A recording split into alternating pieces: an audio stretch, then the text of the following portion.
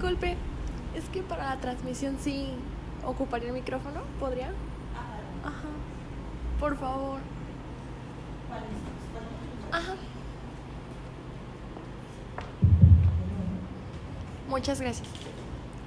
Bien, pues bueno, nuevamente buenas tardes, me presento, mi nombre es Consuelo Becerra, actualmente me desempeño como mediadora, conciliadora y facilitadora del Centro Estatal de Justicia Alternativa de Veracruz, con sede en la ciudad y puerto de Veracruz, Veracruz. De igual forma, pues bueno, formo parte del Colegio de Mediadores, Conciliadores y Facilitadores del Estado de Veracruz y por eso mismo estoy aquí con ustedes en esta tarde. Voy a charlar en este lapso de tiempo. El tema que vamos a tratar en esta tercera sesión es la operatividad de la mediación.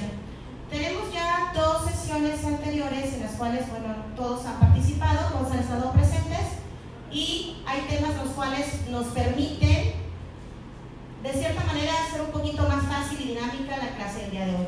Trataré de sintetizar lo que aproximadamente se ve en un curso de 120 a 180 horas.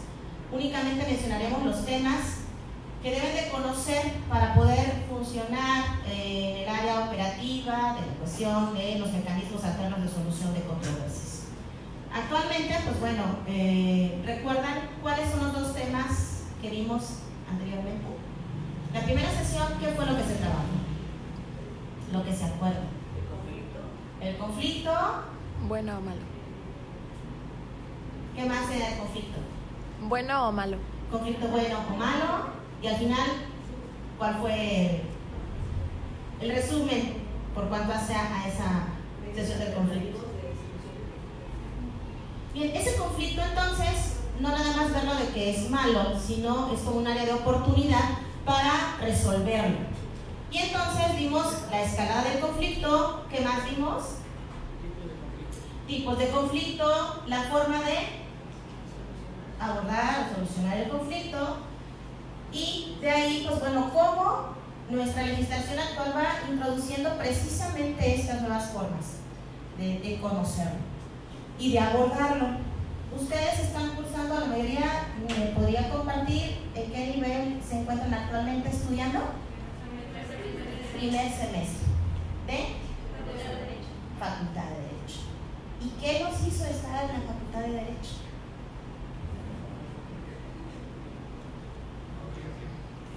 La obligación.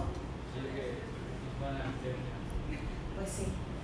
Pero bueno, ¿qué hago en la Facultad de Derecho? ¿Yo por qué quiero dedicarme en el futuro a ejercer la profesión de licenciado en Derecho? Para aprender un poco más sobre la política, La política, el conflicto. Bueno, el conflicto entonces está en un excelente lugar actualmente. ¿Quién más? No sé. Administración de justicia. ¿Yo por qué quiero ser licenciado en Derecho? Porque me gusta, o sea, me llama la atención las leyes, cómo se aplique en México, cómo se puede aplicar, también para que pueda defender a las personas de las injusticias de este país. Bien, injusticia, defensa de las personas, ¿qué más? Administración de justicia. La política, normalmente en la facultad como que sí se aprenden los textos, pero hay que llevarlo a la práctica un poco.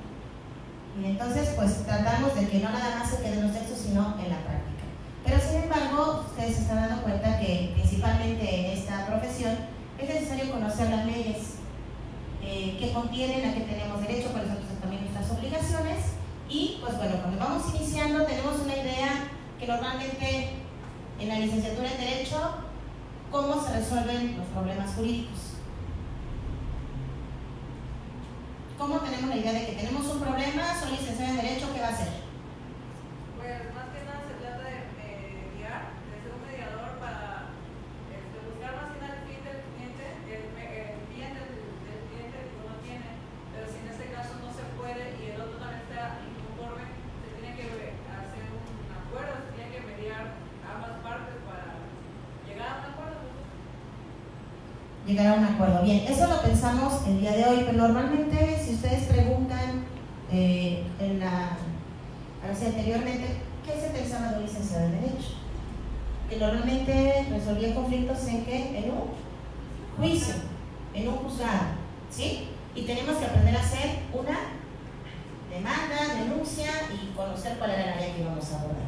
Bien, actualmente los planteamientos iniciales es porque la justicia en México, pues bueno, ha variado. Hablamos que hoy en día nos habla de un proceso penal acusatorio, que eso se vio en la sesión 2. ¿Recuerdan la sesión 2 qué temas se tocaron?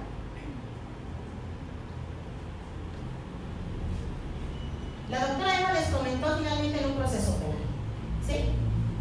Que cómo era anteriormente y de qué forma se manejaban se manejan los mecanismos alternos en un proceso penal, ¿sí?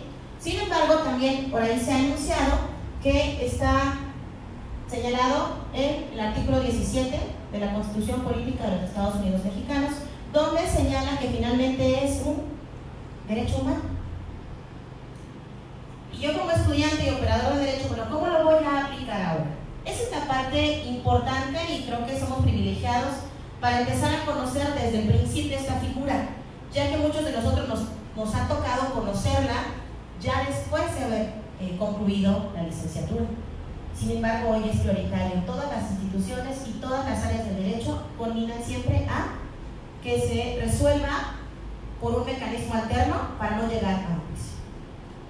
Entonces tenemos desde que, pues bueno, a nivel internacional hay lineamientos que desde 1992 nos han indicado hacia una cultura de la paz. Pero desde ese entonces hasta el día de hoy, ¿qué es para nosotros una cultura de la paz?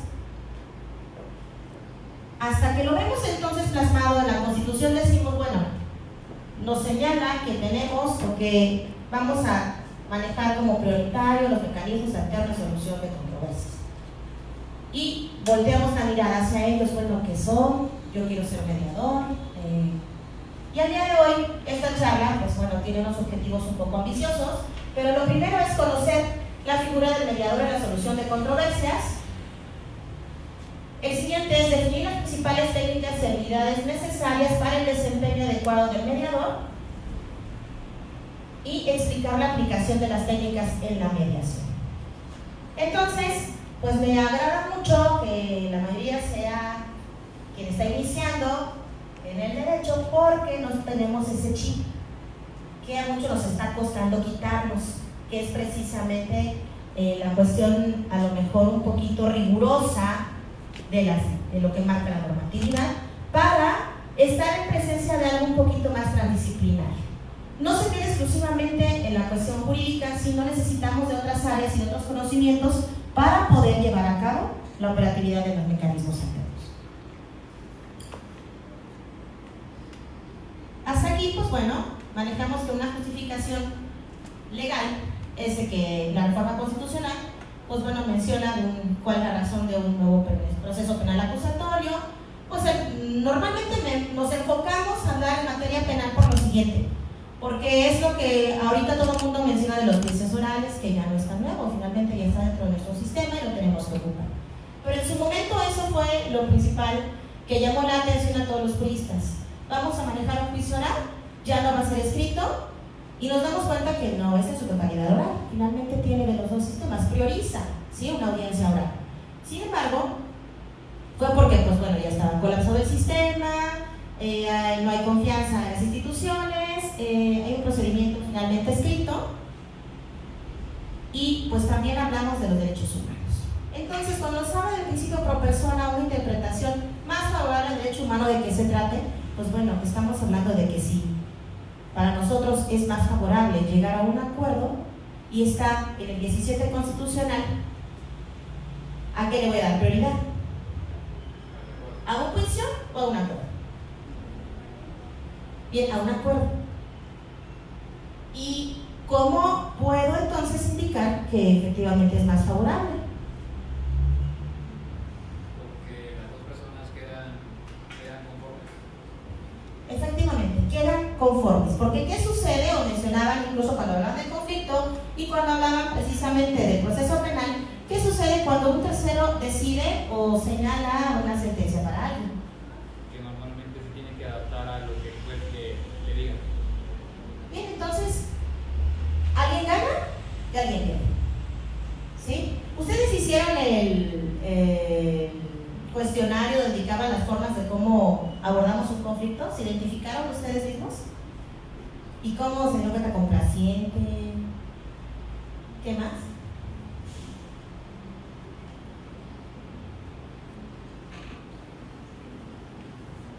Tenemos que situarnos en dos partes. Puedo ser quien quiero que resuelva el conflicto y puedo ser quien lo va a resolver. Entonces, primera figura, ¿qué es o quiénes van a intervenir en la cuestión de los mecanismos alternos? Me voy a centrar en la mediación, sin embargo, ustedes recuerdan que no nada más es la mediación, es mediación, conciliación, se habla también de negociación y hablamos también de arbitraje. Sin embargo, las dos primeras figuras es donde ese tercero va a intervenir para que puedan entablar un diálogo las partes que tienen conflicto y que una de ellas propone y la otra no. ¿Quién propone?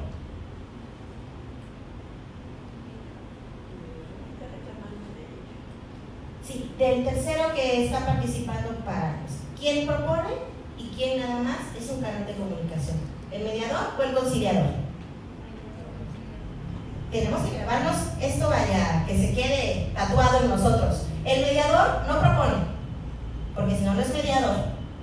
¿Sí? El conciliador, ¿qué hace? Propone. Esa es la principal diferencia. Entonces, cuando asistimos a que resuelvan un conflicto y ese tercero propone, ¿está mediando o está conciliando? Entonces, eso lo tenemos que tener muy claro, para que al rato, si sucede alguna situación que no estemos conformes, pues bueno, podamos nosotros tener las condiciones necesarias de indicar no se desempeñó adecuadamente en su función. O es mediador o es conciliador. ¿Sí? Entonces, esa tercera persona, ¿qué características debe de tener? Todos ingresamos a la Facultad de Derecho y dicen, bueno, tiene cierto perfil, sí sirves para licenciado. Bien, pero ahora, en la cuestión del mediador, ¿qué características consideran que debe de tener?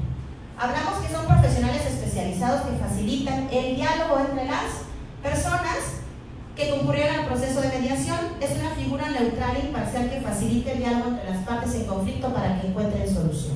Entonces, ese tercero, ¿qué características cree que deba de tener? Un poco de estudio de la psicología. Un poco de estudio de psicología, ¿qué más? Sentido de justicia. Sentido de justicia. ¿Qué más? Recordemos que es una característica. Dice que es una cualidad que permite identificar a algo o a alguien distinguiéndolo de sus semejantes. ¿Cómo podremos o qué características debe tener ese mediador para distinguirlo de la totalidad del gremio jurídico? Ya mencionamos aquí dos. ¿Cuál más creen ustedes? Pueden poner los que quieran. Finalmente podemos proponer después de esta charla qué otras características debe tener ese tercero.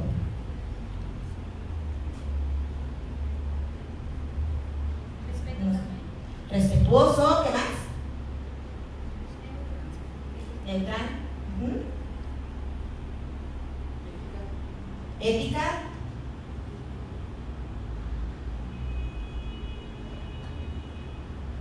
Ustedes tienen un problema, van a recurrir a un tercero. Normalmente, ¿a quién recurren? ¿A alguien que les cae mal? ¿A alguien que no les da confianza? ¿A alguien que pues nada más se los pusieron y ya decide esa tercera persona o qué? Entonces, vamos a hacer una lista precisamente de qué características consideran que puede tener ese mediador. Y entonces, pues bueno, por ahí hablaban de ética, recordemos o retomamos valores, que todos pueden ser diferentes para cada quien desde su punto de vista. Y pues bueno, perfil y rol del mediador. Estas son algunas que mencionaban y que bueno, se habla de ética, sensibilidad, paciencia, honestidad, tolerancia, intuición, empatía, sentido del humor. Algunas. Bien, y todo el mundo para qué, como para qué. Por eso mencionaba, es una figura muy diferente al litigio al que estamos acostumbrados. Entonces, ese tercero con ese perfil y rol, pues bueno, tratará de que las partes se puedan de primera comunicar. ¿Sí? Esta parte de operatividad que mencionan, por eso es importante conocer estos elementos. Ya tenemos el antecedente que es un conflicto, sabemos las escaladas del conflicto, sabemos que en materia penal cómo se encuentra la legislación en cuestión de la intervención de un mecanismo alterno, que la legislación actual está plasmada como algo prioritario constitucionalmente, incluso desde órganos internacionales, y ahora, pues bueno, ese tercero, ¿qué perfil debe de tener? Cualquiera de nosotros puede ser.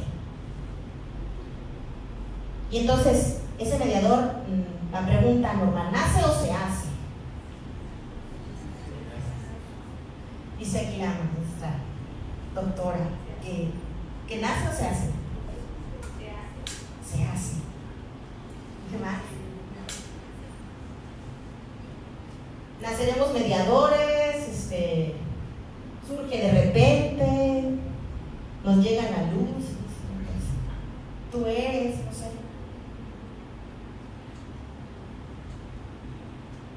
Yo digo que se hace. O sea, uno no nace aprendiendo algo, no sé, si quieres ser un mediador, pues aprender a hacer, formarse, montar, como ustedes lo que se forman. Y todavía nos falta. Sí, entonces, pues bueno, pero el primer punto es que esa tercera persona sí es importante. Así como la formación para cualquier área en la cual nosotros nos vamos a desenvolver, debemos tener conocimientos básicos, igualmente para ser ese tercero encargado de los mecanismos alternos de solución de controversias. Entonces, pues para ello hay que ser congruentes, menciona bien ser, bien hacer, bienestar y bien tener. Entonces el trabajo personal es importante. Cuando se habla del perfil y rol del mediador, finalmente es una persona que, pues aunque tengamos la práctica y demás, si yo no soy tolerante, bueno, aquí nos comparten que nace. Y sí, pues algunas cualidades se tienen y se van desarrollando. Pero bueno, esa también nos llevaríamos toda una clase hablando de que nace, se hace y de dónde podría venir cada una de las cualidades al respecto. Entonces, ya tenemos a ese mediador con las cualidades, características que ustedes les quieran poner, ¿sí? Porque recuerdan que lo que va a hacer es lograr que las partes se comuniquen. Entonces, ¿recuerdan esta imagen que incluso la ocuparon en la primera clase? Pues bueno, las percepciones. ¿Qué pasa con el conflicto? Pues nunca se llega a un acuerdo y ahí está el conflicto, en que nunca llegas a algo en sí para ponerte de acuerdo. Nunca, pues, te pones de acuerdo, no sé. Bueno, no nos ponemos de acuerdo bien. Ese tercero tiene que lograr que se pongan de acuerdo. Entonces, sí me gusta reiterar en este punto y sobre todo en foros como este, donde a pesar de que se indique que es algo muy fácil, que todos podemos ser mediadores, finalmente también hay que estar comprometidos con esa labor. Y quien lo vaya a desempeñar no únicamente es leer un libro y 2-3 horas cuando finalmente, a pesar de años, no terminamos de aprender el manejo de las personas. Y es por eso que nos dice, bueno, ese tercero, con esas características, con esas habilidades a desarrollar, ¿cómo va a lograr que esas dos personas se comuniquen y puedan resolver su problema? ¿Cómo lo haría? Dice, con sensibilidad. ¿Qué más? Comprendiendo a la otra persona. Comprendiendo a la otra persona. ¿Y cómo la voy a comprender? ¿Cómo logro desarrollar esa sensibilidad y cómo logro comprender? Escuchándola, ¿sí? Y si yo la escucho y luego me pongo atención. Pues primero escuchándola y tratar de que la otra persona se calme y, pues como lo decía, tener un poco de sentido del humor, ya que no tomarse tanto a la ligera y también no tan a pecho, ya que todos los problemas, como son jurídicos, se pueden resolver. Bien, entonces, eso que dijo compañeros suena fabuloso y así debe de ser. ¿Cómo lo puedo lograr? Las personas están enojadas, las personas no se hablan, ¿sí? Se sienten violentados en un bien jurídico. Ahora sí, englobando o únicamente enfocándonos específicamente a cuestión jurídica, pero todos los problemas finalmente caen en eso, de cualquier área, ¿no? A lo mejor yo tengo sueño y vivo en condominio y de arriba Pues no, y anda la vecina en tacones, ¿no? Y es un problema vecinal, a lo mejor no llega la cuestión directamente a los tribunales, pero vivo molesto, vivo enojado, vivo inconforme, y entonces ese tercero tiene que lograr precisamente lo que dijo su compañero, ¿no? Que se escuchen, que dialoguen, que puedan comprenderse uno a otro y que puedan dar propuestas. Bien, ¿cuánto tiempo nos llevamos en eso? ¿Ustedes han negociado un permiso, una salida o incluso ingresar a la universidad con sus papás o con su familia? ¿Han tenido que negociar algo que ustedes quieren y que no hay permiso y que no hay autorización? ¿Qué hacemos para ello? ¿Damos algo a cambio? ¿Qué más? Tratar de hacerle cambiar la perspectiva que tiene otra persona para hacer que me... Lo convenzo, ¿no? Voy a tratar de persuadir y decir, mira, sí, está bien. ¿Qué más hacemos? Insistimos, ¿sí? Bueno, rogamos, le vamos con otro nombre, ¿no? Así que insistimos, ¿sí? Insistimos. Bien, todos esos elementos en la cotidianidad lo podemos aplicar, lo utilizamos bien, pero también el área de los mecanismos alternos no es algo al vapor. Y como toda disciplina tiene sustentos teóricos, los cuales son necesarios conocerlos para poder estar en condiciones de saber qué enfoque, escuela o corriente voy a utilizar para aplicar un mecanismo alterno. O sea, yo no nada más voy a ser un mediador porque voy a ayudar a que se resuelva el problema, porque yo los comprendo, porque soy sensible, porque los escuché. Tengo que saber qué antecedentes teóricos existen y cuáles voy a utilizar para ayudarlos a resolver ese problema. Los clásicos, y me permito utilizar la palabra clásico porque ya hoy en día hay diferentes corrientes los cuales ya han creado diferentes enfoques, que no es más que una hibridación de estos tres. Los van mezclando y finalmente yo utilizo un enfoque que a mí puede funcionar para tal y cual área del derecho.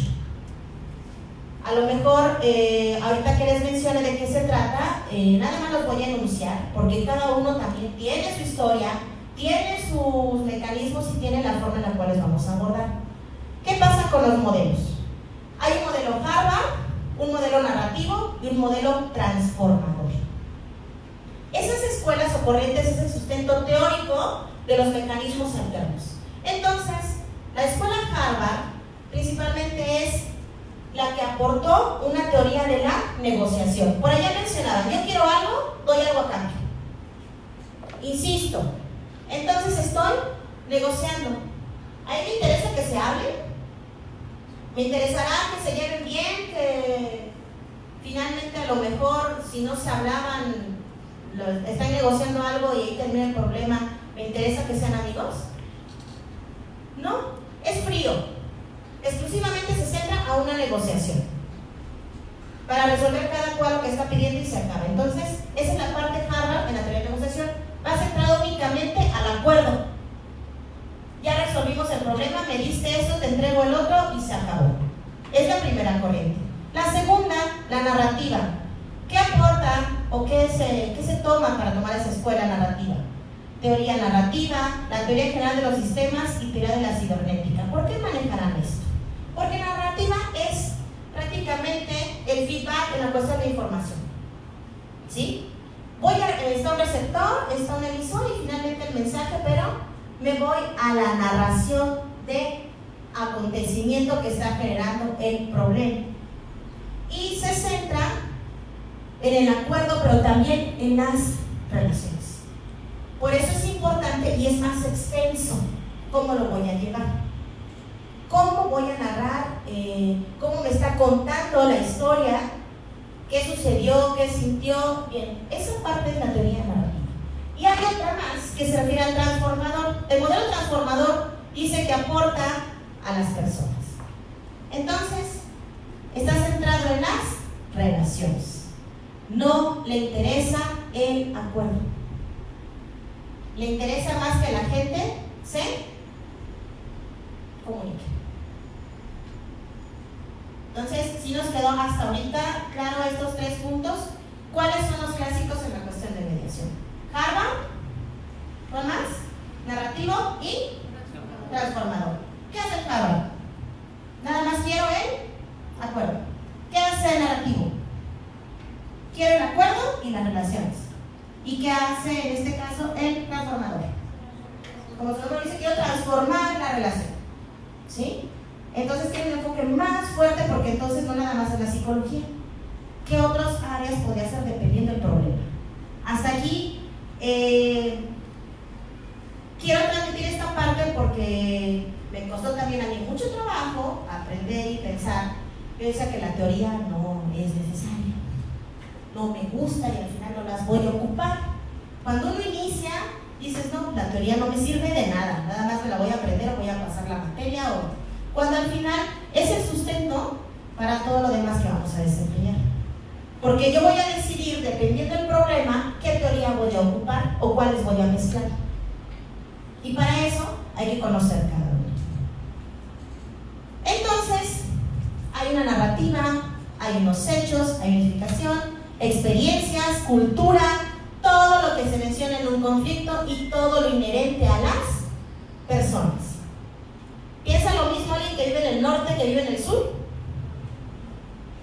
¿El contexto es igual a alguien que vive en la costa, que vive en la montaña? Entonces, todo eso tengo que identificar quiénes son los que están interviniendo. Y para ello, entonces, hay una caja de herramientas. ¿Sí? Ese tercero, ese mediador, que ya le pusimos ciertas cualidades, que ya conoce las teorías clásicas para resolver un mecanismo alterno, pues bueno, ahora, ¿qué herramientas podrá ocupar o deberá conocer para abordar el conflicto? Y entonces, entre esa caja de herramientas, pues bueno, resulta que dentro de las habilidades son todas estas, o alguna más que quieran agregar. Entonces, no sé si alguien me quiera ayudar a leer.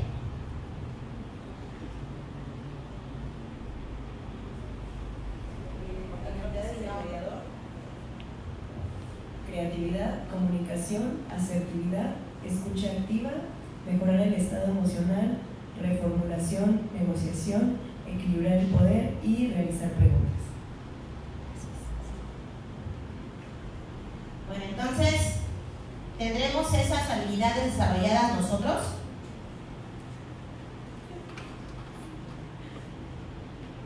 ¿Somos creativos? ¿Sabemos comunicarnos?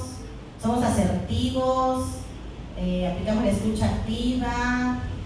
¿Mejoramos el estado emocional? ¿Sabemos preguntar? ¿Sabemos equilibrar el poder? Y sobre todo realizar preguntas. ¿Lo podemos hacer? ¿Tenemos esas habilidades desarrolladas? ¿Creen ustedes? Vamos poco a poco, por supuesto. Entonces, dentro de esas, no significa que utilicemos todas, pero algunas nos sirven más que otras. Una de las principales es la escucha activa. La escucha activa tiene que ver con algo que, o algunos de los foros de los mediadores mencionan un dibujo con una boca chiquita y unas orejas grandotas. Porque no tienes que hablar. Y hablamos de escucha activa porque es con todos mis sentidos. Y hablamos con todos, no nada más con el oído. Y para aprender a percibir esa parte también lleva un proceso, unas enseñanzas, hay que practicar y pues se va desarrollando un poquito. Y hay quien, como comentaba por aquí la compañera, si se nace, pues a veces la habilidad se desarrolla muy rápido. Y quien no, pues iremos más despacio. Y habrá quien de plano diga, no, pues es como quien aprende a manejar un vehículo y de plano, pues me rindo con el estándar. ¿Y qué digo? Pues ya agarro automático y no me den nunca un estándar. Porque yo me di cuenta que no tengo la habilidad o no quiero o simplemente me cuesta mucho poder, pues que camine, ¿no? Entonces ahora, lo mismo aquí. Hay ciertas habilidades, las voy a obtener, pero si no las tengo, pues también mejor me hago a un lado. Porque está de por medio los intereses de los seres humanos, no nada más de nosotros. Entonces, voy a tratar de enunciar las principales estrategias de solución de conflictos. Tengo que tener un comportamiento activo. Ya tengo a las dos personas o las partes que tienen problemas, yo soy el tercero o yo soy parte. Entonces, pues bueno, tengo que tener empatía, identificar las emociones, comunicación, acuerdo entre las partes. Bien, mencionamos cuáles son las emociones, ¿las conocen? ¿Qué emoción tenemos en este momento? Dijeron que sí las conocen. Bueno, ¿cuál tenemos? La que sea.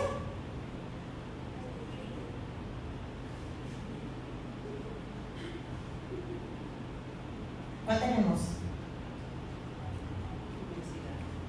Curiosidad. ¿Qué más? Interés. ¿La tenemos?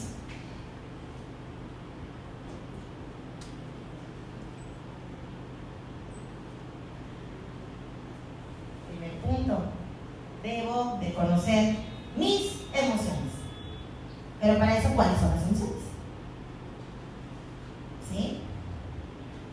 Entonces puedo hablar de tristeza, felicidad, ¿qué más? Enojo, ira, ¿qué más? Miedo, frustración, ¿qué más? Dolor, ¿perdón? Enojo, angustia. Hay unas positivas, me estoy diciendo puras negativas, caramba. Alguna que nos levante el ánimo es la hora, la del sueño, pero no sé, alegría, vamos levantando un poquito. Flojera. Satisfacción. Fíjense que cuando yo era la última hora de clases en alguna universidad, decía, híjole, ya que llegaba nada más esperando, me lo dejan cansados, porque no tienen ganas de nada, y tenía yo así que hacer, a ver qué hacía para levantarles el ánimo. Entonces, pues bueno, a veces se siente uno un poquito limitado, pero lo importante es tener esa curiosidad. Les decía, aquí nada más es un pincelazo de todo lo que debemos de conocer a fondo. Ya ustedes decidirán si quieren tomar un curso al respecto, si queremos hablar de temas específicos, porque todos llevan suficientes horas, incluso de trabajo práctico. Entonces, si conozco las emociones, yo identifico qué tiene la otra persona. Por ahí hablaba que tengo que calmar a las partes. Bueno, si está enojado, si está molesto, vamos a un extremo así, a lo mejor ya me fui muy lejos, en un homicidio, ¿sí? Y entonces tiene que hablar precisamente pues la víctima, ¿no? Que son los familiares, que tienen un duelo de un ser querido y que van a tratar de hablar con otra persona. ¿Se puede? Sí, pero ¿qué siente en ese momento? Porque no le estamos dando tiempo de que lleve las etapas del duelo, ni estamos diciendo, sabe que tómense su tiempo, espérese un momento. Entonces, ¿qué emociones están ahí? Impotencia, enojo, ¿qué más? Frustración, rabia, rencor. Y si yo tengo enojo, impotencia, rabia, rencor, ¿qué le quiero decir al de frente? Que lo quiero matar. Entonces ya tenemos otro homicidio, ¿no? Y ya se nos va complicando, y entonces que vengan más mediadores, porque ¿cómo controlo ese estado de ánimo? ¿Cómo lo puedo en ese momento calmar? Eso tiene que hacer el mediador. Fíjense nada más que curioso, eso tiene que hacer el mediador. No nada más decirle, mira, este es su derecho, estos son sus derechos, sus obligaciones, no haya declarado que le vaya bien. No. Ese tercero tiene que lograr que dialoguen. Y a veces hay que identificar que no es el momento.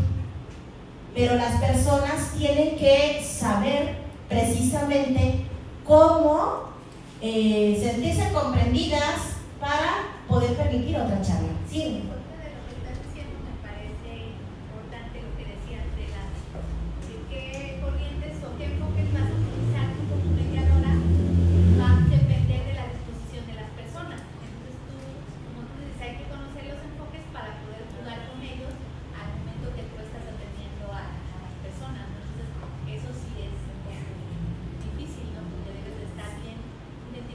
Todas esas emociones, saber qué no sé si coinciden con lo que acaba de mencionar la doctora, pero finalmente cuesta trabajo. Si a uno mismo, por eso decían que son tantas horas, o se preguntan ¿por qué tantas horas para ser mediador, conciliador? Porque realmente lo que te destrozan es tu ser para poder llegar a ser un tercero que pueda dialogar con alguien. ¿En qué sentido? En que tienes que luchar con tus miedos o con tus emociones personales, saberlas canalizar, porque ese tercero, al ser neutral, imparcial y tratar de sobrellevar las partes, el primero debe de ser congruente y debe de estar equilibrado. Si yo no estoy equilibrado como ser humano, entonces me voy a inclinar de un lado, me voy a inclinar del otro, o va a haber a lo mejor, sin darme cuenta, va a haber parcialidades. Sí, adelante. Yo considero que un factor importante en el mediador es el tiempo. No en cualquier momento el mediador puede participar, tiene que ser exactamente en el momento preciso. Si acaba de suceder el homicidio, ya pasaron los 9 días y tienen detenido al presunto homicida, no es el tiempo de llamar a la familia y enfrentarlos, ¿sí? Sino tiene que pasar un lapso en el cual venga una tranquilidad, venga una, si no aceptación, sí cuando menos una ubicación para que el mediador pueda hacer su trabajo.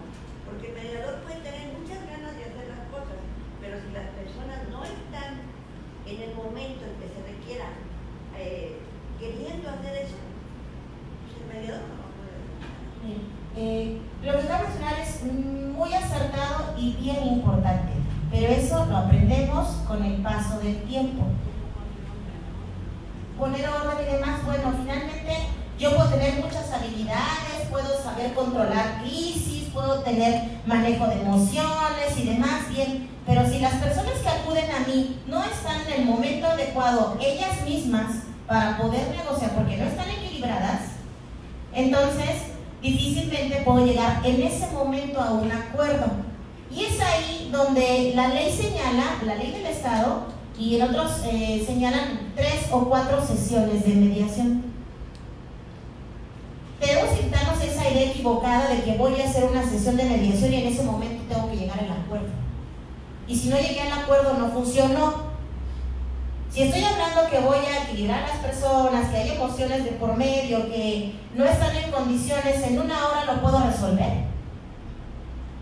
Y si me quiero ver así demasiado ambiciosa y decir, bueno, no, lo resuelvo, me quedo 3-4 horas con ellos hasta que casi digan, sí, yo fui, yo lo maté. Porque ya de plano es ya por la presión, ya no tanto porque quieran resolverlo. Entonces, esa es la parte donde dicen, bueno, ¿cómo lograr que se comuniquen? Tengo que promover una apertura al diálogo con el otro, atender diferencias, sin violencia, paciencia y prudencia. Híjole, valores, virtudes, todo eso debe tener el mediador, ¿sí? Que normalmente muchas veces ahí es donde entra la psicología y se trata para hacer que la otra persona, con forma de preguntas, ella misma trate de decir la verdad, como con preguntas que digan, no, pues en dónde estaba en ese momento, y que trate de decir cosas que no estaba la persona en ese lugar y estaba en otro, tratar de que solita diga la verdad. Bien, efectivamente aquí vemos el manejo de preguntas, pero por eso es importante quitarnos el chip de un interrogatorio. Que casi diga, que digas si es cierto como lo es, si estuvo en tal lugar, ¿no? O, no, ¿cómo voy a preguntar? También hay talleres especiales para saber preguntar. También se nos olvida y estando ahí es bien difícil. Es dije, híjole, ya me equivoqué, porque hay palabras detonantes que si ya se habían calmado, los vuelvo a enojar. Dije, a ver si ya se me fue otra vez, ¿no? Y volver a empezar, porque uno mismo se puede equivocar. Tienes que estar en el diálogo observando todo, que si hago una mala pregunta, se me puede caer la negociación o el diálogo entre ellos. Esa es la parte principal. Entonces, llegar a un diálogo transformativo. Asertividad.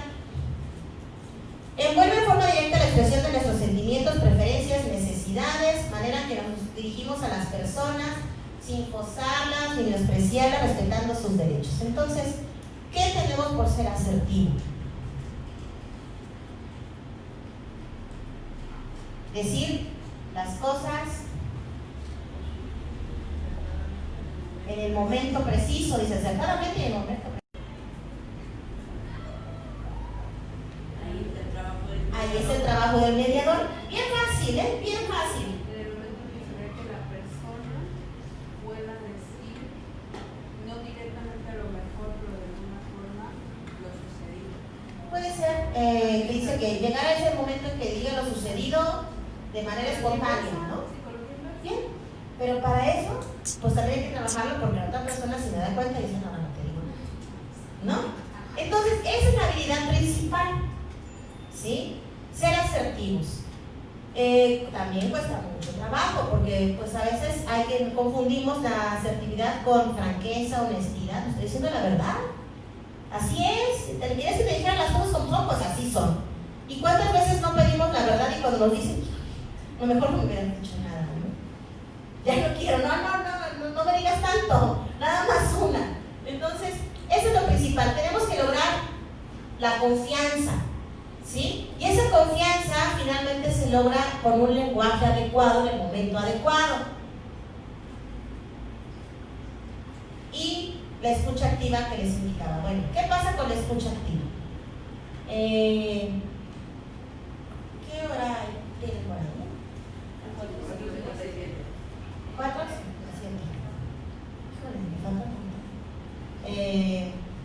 Es que hay un ejercicio, pero bueno, igual yo creo que voy a avanzar y si nos da tiempo después hacemos talleres al respecto. Por ejemplo, en la escucha activa hay varios muy bonitos, pero si nos llevamos algo de tiempo, tienen que salir, regresar y hacer, y lo aprendemos bien, lo aprendemos bien, pero lo importante es eso. ¿Qué es lo que voy a desarrollar? Pues bueno, escuchar con todo, ¿no? E identificar con la escucha activa. El proceso de la escucha activa es primero identificar sentimientos, verificar interpretación de los sentimientos y estimular el diálogo, conectar con el interlocutor. Esa es la parte de la escucha activa. Alguien mencionaba por ahí que se encontraba, les decía, bueno, ¿cómo nos encontramos en este momento? ¿Qué decían por ahí? ¿Cansados? ¿Y cómo verifico ese cansancio? Por la forma como está sentado, los gestos de la cara. Eso lo veo yo. Pero ¿cómo hacer que la otra persona realmente se dé cuenta que está cansada? Porque, ojo, la comunicación no es con el mediador, ¿eh? La comunicación es entre las dos partes. La forma en que contesta, que mira. Y eso no cuenta de todo. La expresión facial, bueno, todo, porque aquí estamos. ¿Cómo identificamos sentimientos? Bueno, ¿qué se dice? ¿Cómo se dice? Y el lenguaje gestual. Todo eso es pues se va concatenando para poder obtener información al mediador o al conciliador para saber cómo preguntar, ¿sí? Y pues bueno, lograr todo eso para estimular un diálogo y conectar con la otra persona. Porque a veces dicen, no, es que no quiero hablar con él o no quiero hablar con ella. Es que me hizo esto y te lo dicen a ti. Tercero, y cuando luego le dices, y no se lo quiere decir, porque aquí está, ¿no? Y en ese momento así como que no, obviamente están evadiendo ese contacto, pero a la hora que existe ese contacto ya dan un primer paso porque entonces ya se empezaron a comunicar, ¿sí? Ese es el principal detalle del proceso de escucha activa. Y ahora, mejorar el estado emocional. Decía su compañero, bueno, tenemos que tener conocimientos de psicología, en qué estado se encuentran, en qué momento. De manera reciente, porque también luego hay temporadas de casos que dicen, no sé, muchas pensiones, muchas deudas y demás de diferente naturaleza. Hace un tiempo he tenido de manera reiterada sobre el cuidado de un adulto mayor, donde pues ocurre que fallece uno de los dos de los padres de una familia, pero ya son adultos, y los hijos, porque todos ya son grandes, todos trabajan, todos tienen su familia, y resulta que pues bueno, pues ya se quedó sola en la casa, o el hermano lo cuidaba, ¿y qué va a pasar? Ese es un asunto real. Entonces, llegan a querer dialogar para ponerse de acuerdo qué hacer con ese adulto mayor. Y le preguntan al adulto mayor qué quiere. Dice, le preguntan al adulto mayor qué quiere y se han puesto a pensar en él, les puedo asegurar. Entonces no van a Entonces es el tercero que tiene que hacer. hablar. Y entonces, ¿qué tengo que hacer? Descubrir y utilizar en forma efectiva los modelos de las mapas de la realidad que tienen las personas. Pueden llegar a pedir, es que, no sé, cuidados de adulto mayor. Bien, ¿y qué pasa con ese adulto mayor? Muchos dicen, bueno, ¿y si lo llevamos al asilo? Pero si no es una cosa, Bien, pero ese momento es que ninguno lo puede cuidar. se cuide solo. ¿No? Y es que a lo mejor ya tienen, bueno, ¿cómo vamos a trabajar eso en una hora? No estoy hablando de cuestiones de orden penal, ¿eh? Ya nos metimos a otra área del derecho. Y que muchos me podrían ayudar. Bueno, ahí qué derecho podría manejarse. ¿Qué área de derecho estaríamos hablando? Civil, ¿qué más? Derechos humanos, ¿qué más? Bien, por eso el perfil del mediador en muchas legislaciones, cuando hablamos para resolver cuestiones jurídicas, debe ser licenciado en Derecho, porque debe de conocer las áreas de derecho que se están violentando. Pero, ojo, para ser mediador o conciliador no se queda exclusivamente en la cuestión jurídica para poder lograr esto. Ese es el gran trabajo de esos terceros que quieren manejarse en los mecanismos alternos. Y ese chip es el que más cuesta. Porque a lo mejor dicen, no, finalmente usted se ha equivocado y tú como abogado le quieres dar la respuesta. Por aquí decían, ¿y qué no piensan en él? O sea, ya le preguntaron a él qué quiere. Y por ahí podrán decir, bueno, y si necesita que alguien lo represente porque a lo mejor ya existe algún antecedente de una demencia senil, ¿qué necesita él? Hacer un juicio de Un juicio de interdicción.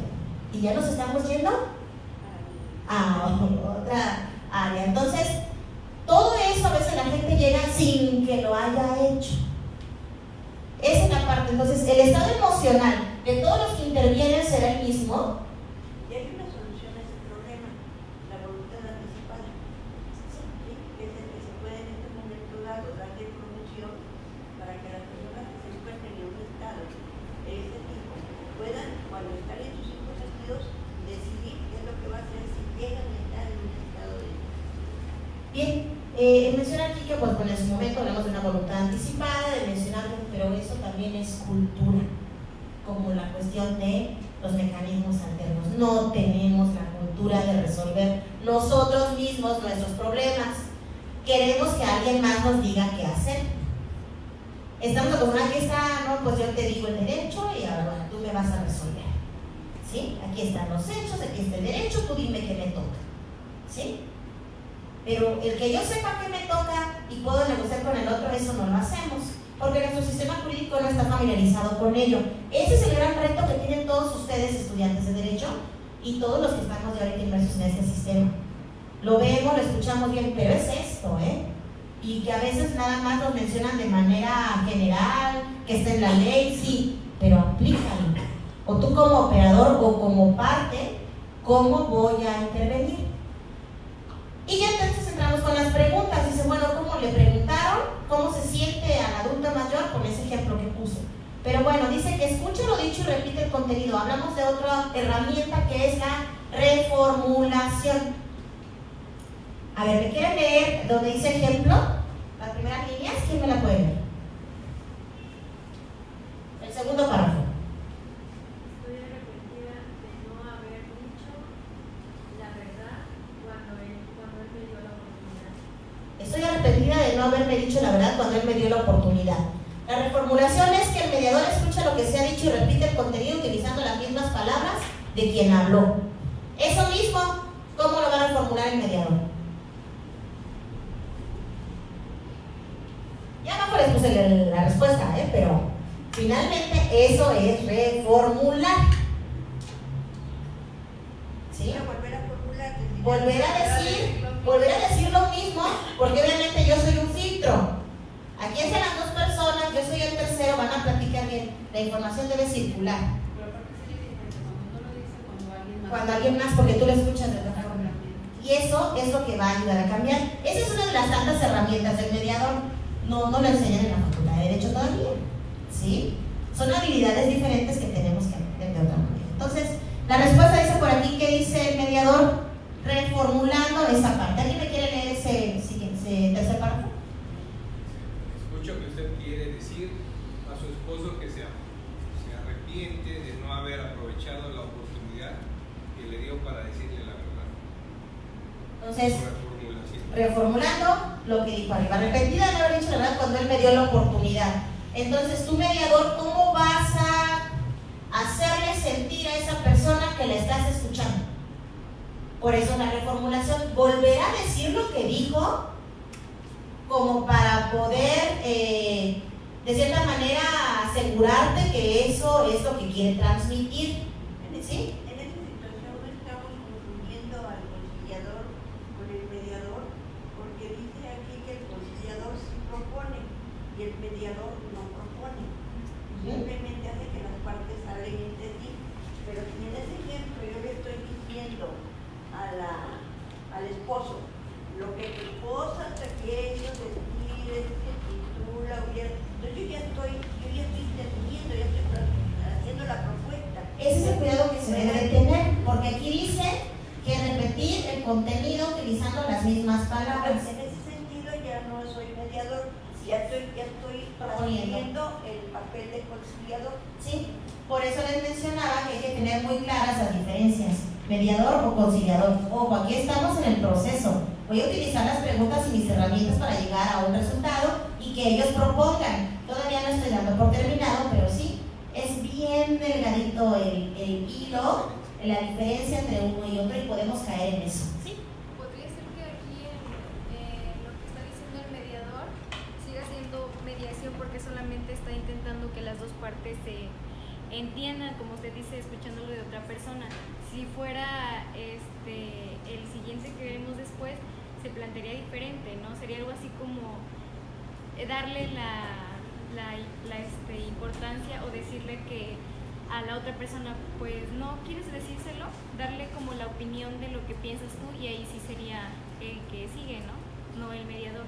Sí, por eso hablaba de ir practicando mucho las preguntas, la reformulación, el parafraseo, porque incluso en la práctica te puedes confundir, ¿sí? Y al rato, pues de tanto que ya tienes y está la presión y quiero resolverlo, terminas a lo mejor diciendo, ¿sí? Y puede pasar, a todos podemos caer en ese error, pero lo importante es saber diferenciar. Aquí en el parafrasear dice, el mediador escucha lo que se ha dicho y reformula el contenido en beneficio de las partes utilizando distintas palabras que tienen que ver con el mismo significado que el enunciado original. Aquí estaríamos hablando que en el parafraseo le quitamos el contexto negativo. No significa que utilicemos las mismas palabras. Podemos decir lo que quiso decir es, entonces esa es la parte, aquí por ejemplo. Decimos, ¿alguien quiere ayudarme con las primeras líneas? O nos vamos a la dictadura. Yo digo. Mi madre me pone en ridículo cuando me regaña en frente de mis amigos. Parafraseo. Para ti, que te llame la atención en público, ¿es una falta de respeto? Bien. Como ven, no es lo mismo, ¿sí? Pero está retomando un poco qué emoción percibió en ese discurso, para que lo identifique. Ese es el juego de palabras, ¿no? Y es muy delgadita la línea, ¿no? Entre uno y otro, y los podemos confundir. Pero ¿cuál es la idea? Que las personas identifiquen qué es lo que quieren realmente. Porque entonces nos regresamos a la forma o nuestra forma de participar en el conflicto. Si estamos ante un evasivo, no contesta. En la vida real, sí quiero pensar que en ese ejemplo lo que iba a pasar es que el chico al que le estamos parafraseando le va a decir, no, lo que pasa es que usted me quiere hacer bolas, yo no entiendo lo que usted me dice porque está de parte de mi mamá. ¿Por qué? Porque nuestro idioma es muy amplio. Sí, claro. Podemos decir las cosas de muchas formas y estamos diciendo lo mismo, pero no tenemos la cultura, Claro. no lo conocemos y siempre estamos repitiendo exactamente las mismas frases. Entonces, si nosotros eso se lo decimos a un joven, no le va a entender. Por eso es importante ir trabajando con esta forma de comunicarse desde incluso de la cuestión escolar. Hablamos de una cultura de la paz y me estoy enfocando a un mecanismo jurídico. Sin embargo, este mecanismo de solución no únicamente es para cuestiones jurídicas y es una forma de vida. Tal es así que por eso en diferentes áreas ya se está enfocando como algo prioritario, tanto incluso la mediación escolar, donde en la mediación escolar los mediadores no es un abogado, son los mismos, los mismos que integran las escuelas. ¿Sí? Hay un representante de los maestros, de alumnos, hay niños que se están incluso capacitando en otros estados donde ellos son mediadores de los problemas de sus compañeros. Y estamos hablando de nivel primaria, secundaria, entonces porque hay problemas en las cuestiones escolares y ese es el entorno. Entonces aquí por eso los ejemplos van enfocados a identificar las preguntas. Sin embargo, no es exclusivo de la cuestión jurídica. Y como lo menciona nuestra compañera, dice, bueno, nos podemos confundir, claro, que puede contestar, por supuesto, se pueden enojar y se diga, a mí me han dejado sentada. Hay gente que de repente está tan molesta y se va. Pero ya de repente dije, híjole, no, pues el ejemplo en que fallé, ¿no? Pero dice, al final, ¿qué creen? Regresa. Dos casos que tuve molestos porque en la sesión estaba realmente molesta la persona. Dijo, no sé qué, se enojó y se enfuria, se sale, se salió de la sala, totalmente molesto. Al otro día regresó. Solito. Y mi compañero psicólogo que me tiene en cuestión familiar hasta se quedó así porque, para regresar. Y yo, ay, no te creo, ¿no? Pero no, al final ya la aprendí. Ya la aprendí ese caso porque pues, fue un momento de ira, de molestia, pues estaba separando, no tenían ellos esa oportunidad de dialogar, se vio frustrado, no se estaba dando las cosas o no escuchó lo que quería escuchar, se enoja más y se va. Se le hace más fácil, me voy. ¿Esa qué forma fue de enfrentar el conflicto? ¿Evasivo? Entonces, muchas veces hay personas que por no discutir, cuando ven que la otra empieza a discutir, mejor se levantan y la se otra, van. se ya señaló. Bueno, el otro, él o la, se levantan y se van para no entablar una discusión. Claro, entonces también esa es una forma de abordar el conflicto y avanzamos. No, al igual. Si estamos preguntando y a todo dice que sí, está evadiendo. y entonces ahí estamos con una persona complaciente. Recuerda que también hay un complaciente en la forma de abordar el conflicto. ¿Y realmente está resolviendo el problema? No, lo único que quiere es así como que ya que se acabe, pero no lo está resolviendo. Entonces dice, no, sí, no. Casi que se mire y llévame la contra, contéstame, dime, quiero, no sé, debatir, no vamos a argumentar. Todo el mundo quiere argumentación jurídica, ¿no? Todo el mundo indica, bueno, vamos a argumentar correctamente. Es eso, el diálogo correcto. Y entonces llegamos a esa parte, no quiero, bueno, ya está en una sesión de mediación, después de esa pregunta ya hice parafraseo, ya hice la reformulación, ya identifiqué las emociones, ya estoy tratando que las personas dialoguen, pero resulta que pues tengo que lograr un equilibrio entre las partes.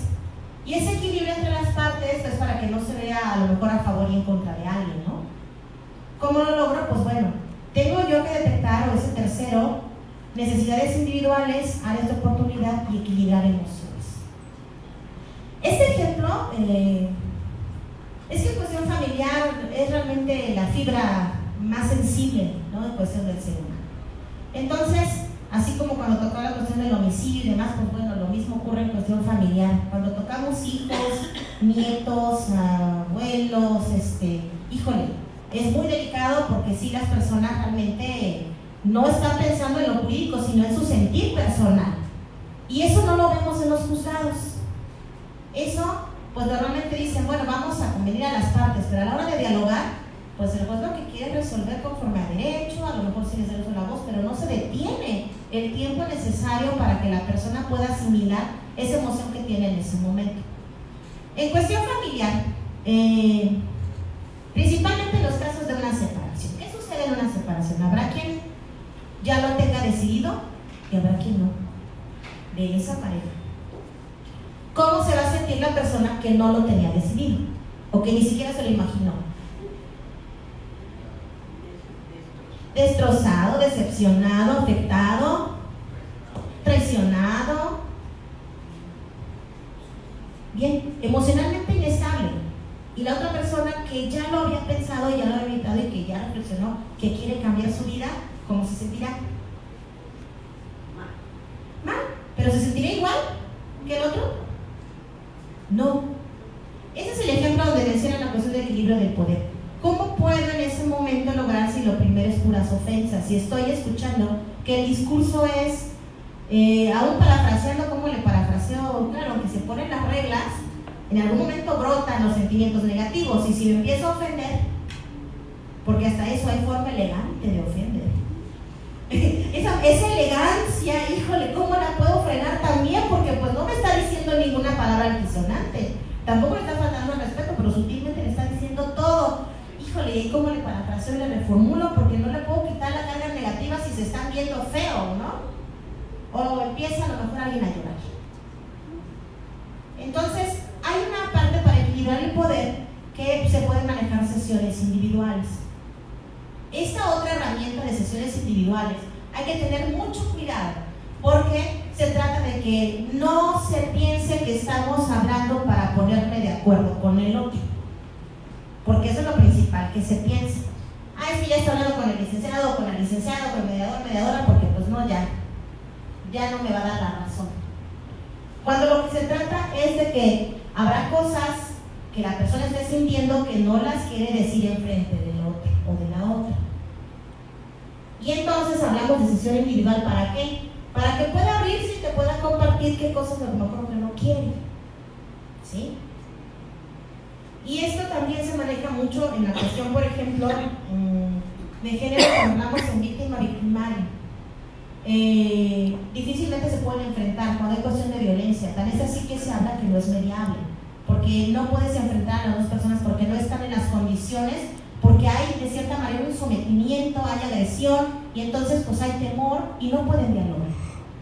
El equilibrio del poder es prácticamente poner en el mismo nivel en las partes. A lo mejor uno todavía está muy molesto y yo en mi habilidad voy a pensar, ahorita no es momento de firmar ningún acuerdo. ¿Saben qué? Nos vemos la próxima sesión. Y a la siguiente sesión ya llega más tranquilo, tranquila, y ya entonces se equilibra el poder y ya no estoy listo. Preguntas, pues bueno, hay algunas preguntas en mediación que se construyen desde la empatía, creatividad, flexibilidad, y dicen preguntas como ¿por qué? ¿Y para qué? El por qué lo teníamos que olvidar. A ver, por ejemplo, ¿por qué tienes sueño? O ¿por qué bostezas? ¿Qué respuesta me van a dar? Ajá, pero en su momento lo que vas a decir, ¿estás buscando qué? Una razón. Ya te estoy de cierta manera dando el clic para que tú me des una justificación de lo que te estoy preguntando. Por eso hay que evitar en las sesiones de mediación la pregunta ¿por qué? ¿Sí? Esa no la tenemos que utilizar. ¿Sí? Finalmente, bueno, yo tengo dos sobrinos pequeños, se pelean, juegan y todo, entonces con ellos son mis conejillos de indias y me pregunto. Y cuando veo que se agarran, en vez de decir, ¿por qué le pegaste la mano? A ver, ¿qué pasó? Ya no el por qué, así, ¿por qué le pegaste? Ya un señalamiento, no, ¿qué pasó? Y así se quedan. Y entonces empezamos porque empieza la persona a narrarte el hecho desde su sentir, más no para justificar. Eso es muy diferente. Entonces, por eso nos llevamos más tiempo. Perdón, ¿quería intervenir? ¿Sí? ¿Perdón, quería intervenir? No, que me quedé pensando en la pregunta ¿por qué? Calificándola como agresiva. Porque yo puedo ir hacia una persona y decirle, bueno, ¿por qué estás triste? O decirle... ¿Cómo le cambiaría? Pues yo quiero saber su tristeza. Ajá. Bien, y sin utilizar el por qué, ¿de qué manera podríamos preguntarle ese sentimiento? Sin utilizar por qué. ¿Te sientes triste? De otra manera, con el ejemplo de su compañera, y con esto nos vamos al receso. ¿Sí? ¿Qué te pasó para sentirte así? O con la simple pregunta, ¿quieres hablar al respecto? ¿Quieres hablar al respecto? Se desahoga. Muy bien, ¿quién más? Bueno, no quién más, vamos de corrido. ¿Sí? ¿Sí? ¿A qué se debe? ¿A qué se debe? ¿Tristeza? ¿Ven? Cuando queremos salir contestamos rápido. ¿Qué más?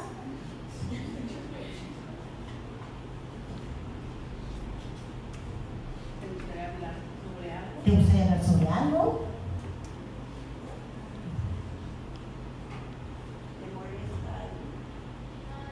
¿Te molesta? Bueno, ya te ayudó.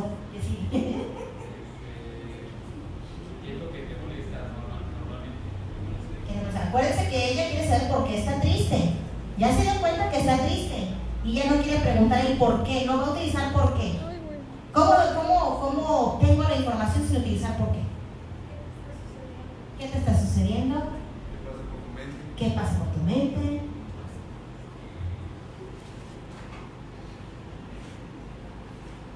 ¿Cómo te sentiste? Lo que yo quería saber es por qué dicen que el decir por qué es agresivo. ¿Me deja terminar? Ahorita le ¿Cómo te sentiste? ¿Cómo te sentiste? ¿Qué es lo que tiene? ¿Qué es lo que tiene? ¿Cómo fue que ocurrió? ¿Qué tienes que decir al respecto? ¿Qué tienes que decir al respecto? ¿Cuál es el motivo? ¿Cuál es el motivo? De una reunión. ¿Te gustaría preguntarme? ¿Cuál es el motivo que te llevó a hacer? ¿Cuál fue el motivo que te llevó a estar triste? ¿Qué te sucede?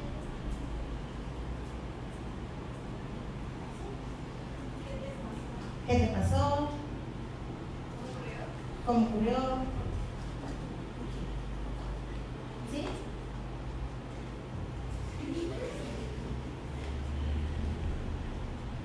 ¿Cómo preguntarías a alguien que dice, quiere saber por qué está triste sin utilizar el por qué?